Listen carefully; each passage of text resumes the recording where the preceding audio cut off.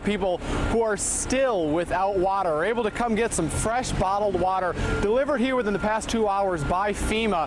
And of course, the company behind it all, Freedom Industries, has been ordered by the state to cease operations. Thank you very much for the interview. I can tell you that everyone who was coming off here tonight from other planes, they did take down their license numbers, they did take contact information. So if they have symptoms or experience anything in relation to this, they will be able to get treated properly. I'm 6 feet 5 inches tall. Now these boulders, clearly about triple my height. You take the pounds per square inch and you're looking at about 1,000 tons of rock. A day meant for victory quickly suffered loss.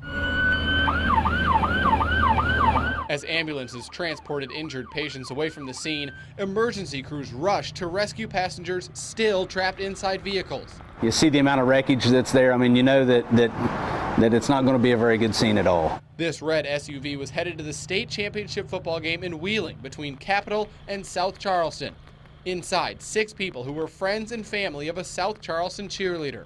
It was raining hard this morning at about 8:30. Police believe the vehicle hit a wet patch and lost control just north of Ripley, crashing through a barrier in the median before colliding with this oncoming truck.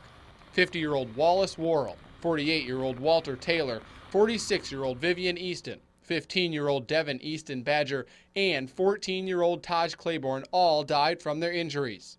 I immediately started crying. Michaela Hundley was Devin's 10th grade classmate at South Charleston High School, and more importantly, good friend. She spoke with him just Friday.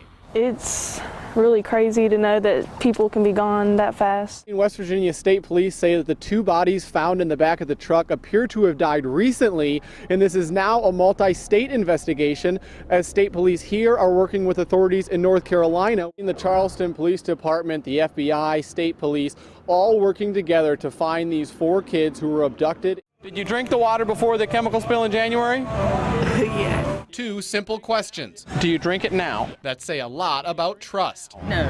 Following yet another contamination on the Elk River just up from West Virginia American Water, that trust again took a hit. As far as I'm concerned, the water's still questionable. Friday's sewage leak marked at least 3 times this year in which West Virginia American Water had to close its intake.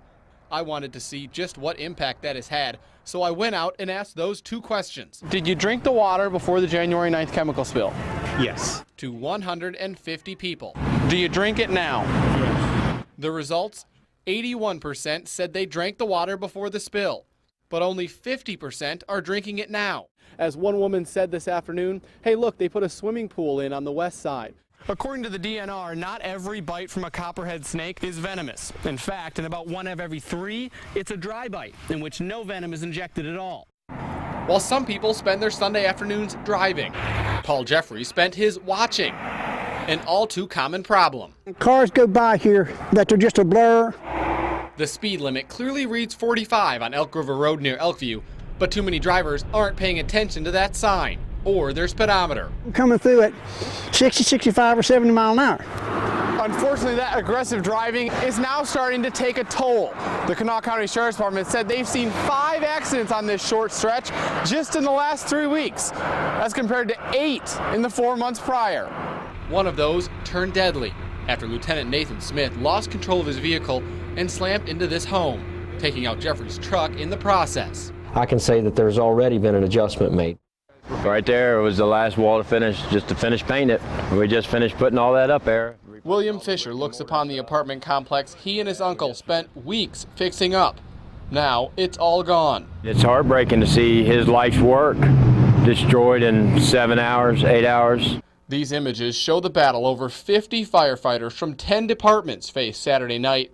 A fire in a back apartment sparked a massive blaze, sending 2 people to the hospital and displacing 4 families.